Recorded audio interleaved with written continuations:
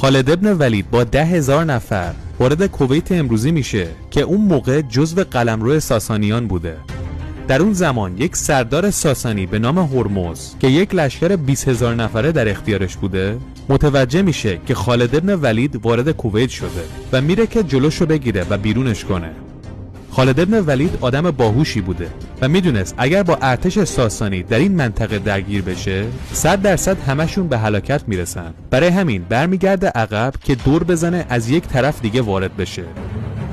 اون موقع لشکر ساسانیان با سازوبرگ کامل و خیلی مجهز حرکت میکردن و برای همین یه مقدار سنگین بودن.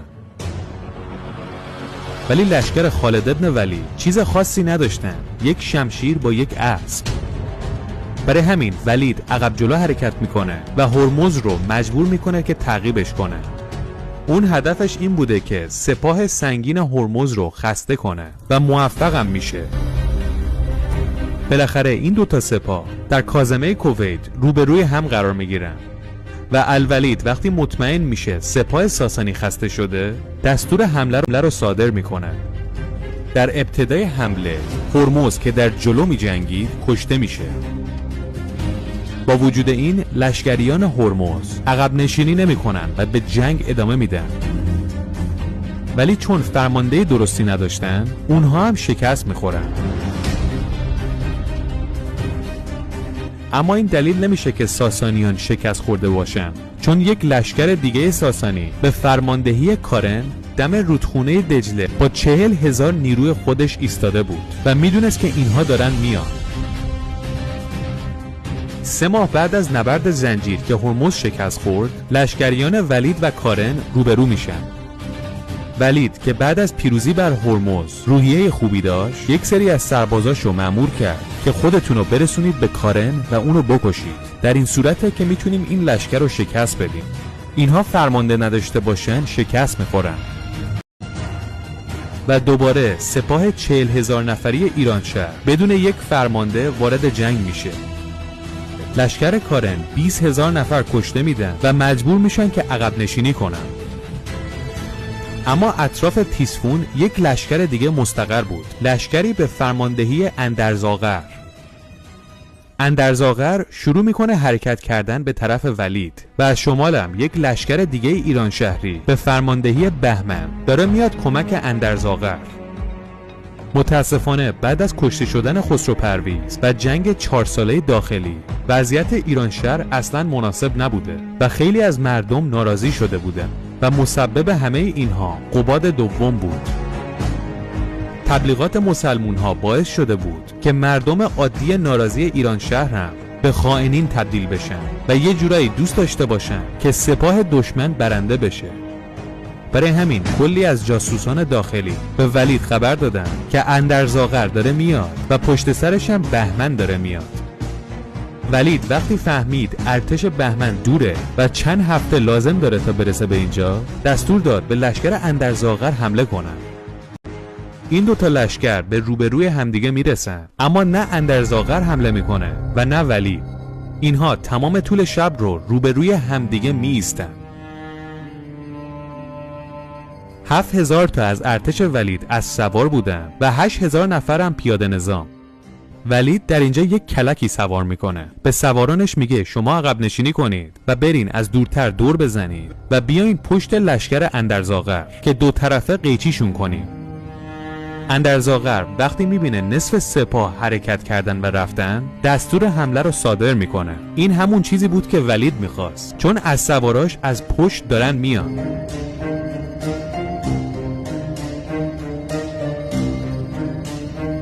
اندرزاغر هم شکست میخوره و مجبور میشه با باقی مونده لشکرش عقب نشینی کنه.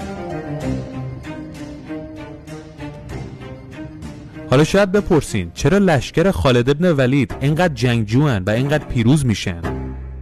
یکی از دلایلش این بوده که لشکریان اسلام در غنایم شریک بودن و اون کسی که توی لشکر شمشیر میزد به پای جون میزد و بهشون هم گفته بودن چه کشته بشین چه بکشین میرین بهشت و برای همین اونها نترس بودن. خالد ابن ولید تا دجله پیشروی میکنه، اما میبینه که فایده نداره بیسته اونجا، چون جلوتر یعنی جای خطرناک. سپاهیان اصلی ایرانشهر نزدیک تیسفون حضور دارن. 1 سال به همین وضع میگذره تا اینکه یک لشکر دیگه مسلمون‌ها به فرماندهی ابو عبید ثقفی میاد کوفه، اما در کوفه با لشکریان بهمن روبرو میشه. بهمن سپاه ثقفی رو شکست میده و اونها مجبور میشن با 3000 نفر عقب نشینی کنن. در این زمان عمر به خلافت میرسه. بعد از اینکه بهمن ثقفی رو در جنگ شکست میده، جنگی که بهش میگفتن جنگ پل، خبر به عمر میرسه. عمر به شدت عصبانی میشه و سعد ابن ابی وقاص بهترین سردارش رو صدا میکنه و میگه هر چی میخوای نیرو بردار و به ایران شهریا اصلا رحم نکن. سعد ابن ابی وقاص در سال 636 با لشکر 30,000 نفریش داره میره به طرف قادسیه، جایی که یک لشکر 50,000 نفری به فرماندهی رستم فرخزاد مستقره، سپهسالاری که تو هیچ جنگی تا به حال شکست نخورده بود. سپاهیان ابی وقاص و رستم روبروی همدیگه میایستن و شروع میکنن با همدیگه مذاکره کردن، به طوری که چند ماه اینا فقط با هم حرف میزدن. اما رستم حواسش نبود که این گذشت زمان به نفعش نیست، چون گروه جنگجوهای جدید از شبه جزیره عربستان از پشت به سپاه ابی وقاص ملحق می شدن. به اونها می گفتن برین بجنگین و هر چیز ثروت به دست میاد بین همه تقسیم میشه. برای همین گروه می اومدن که توی سپاه بجنگن. سپاه رستم فرخزاد 50,000 جنگجو داشت که 15,000 تاشون سوار بودن. 40 تا فیل جنگی هم تو لشکر بود. ابی وقاص هم 30,000 تا سپاه داشت که 8,000 تاشون سوار بودن. بالاخره در 16 نوامبر 636 میلادی حدود 6:30 صبح رستم فرخزاد به جناح چپش دستور میده با چند تا فیل برن جلو و به جناح راست ابی وقاص حمله کنن. از اون طرف رستم به جناح راستش هم دستور حمله صادر میکنه. خائنین داخل ایرانشهر در این جنگ به ابی وقاص کمک کردن. اعراب نمیدونستن که در موقع جنگ با فیل چیکار باید بکنن که مجبورش کنن بیفته یا بخوابه.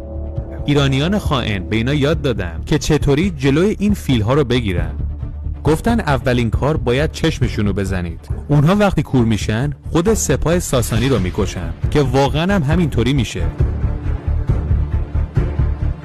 این جنگ 2-3 روز ادامه داره و مرتب از پشت داره به تعداد ارتش مسلمون ها اضافه میشه و هرچی هم کشته میدن جایگزین میشن. در روز سوم رستم متوجه میشه که هر لحظه داره به جمعیت اینها اضافه میشه و به سربازانش میگه چاره‌ای نداریم که امروز کارو تموم کنیم، چون یا باید کشته بشین یا باید پیروز بشین. در همون روز سوم رستم دستور داده بود که بعضی از سوارها خودشونو به سعد ابن ابی وقاص برسونن و اونو بکشن، ولی لشکر اونها ابی وقاص رو احاطه کرده بوده و اینها از هر طرف میرن میبینن راه بسته است. صبح زود روز 4 ابی وقاص چند تا از بهترین نیروهاشو مأمور میکنه تا قبل از جنگ خودشونو برسونن به رستم و اونو بکشنش و در همین حین طوفان شن در میگیره و کار اونها رو برای کشتن رستم راحت تر میکنه. اونها تو این بلوشو خودشونو به رستم میرسونن و موفق میشن که سپهبد رستم فرخزاد رو بکشن. و وقتی سردار سپاه کشته میشه، پرچم درفش کاویانی که سمبل یک سپاه بوده میفته دست مسلمون ها. لشکریان ایرانشهر همیشه درفش کاویانی رو از دور نگاه میکردن و میجنگیدن، ولی در اینجا درفش ناپدید میشه و سربازان متوجه میشن که فرماندهشون کشته شده و دیگه برای اون لشکریان هیچ روحیه‌ای باقی نمیمونه. و متاسفانه در این نبرد قادسیه لشکریان عرب ارتش اصلی ساسانیان رو شکست میدن. سپاه ابی وقاص سپاه اصلی ایرانشهر رو شکست داده بود و سپهسالار ایران یعنی رستم فرخزاد که یک نابغه نظامی اون دوران بود رو در عین ناباوری شکست داده بودند. تو هیچ کدوم از جنگاش شکست نخورده بود. بعد از این جنگ در سال 642 آخرین مقاومت منسجم ایران شهری ها در نهاوند رخ میده که در اون نبرد خونین هم مسلمون ها به پیروزی میرسن و در اینجا دیگه دروازه های امپراتوری ایرانشهر و ثروتش به روی اونها باز شد.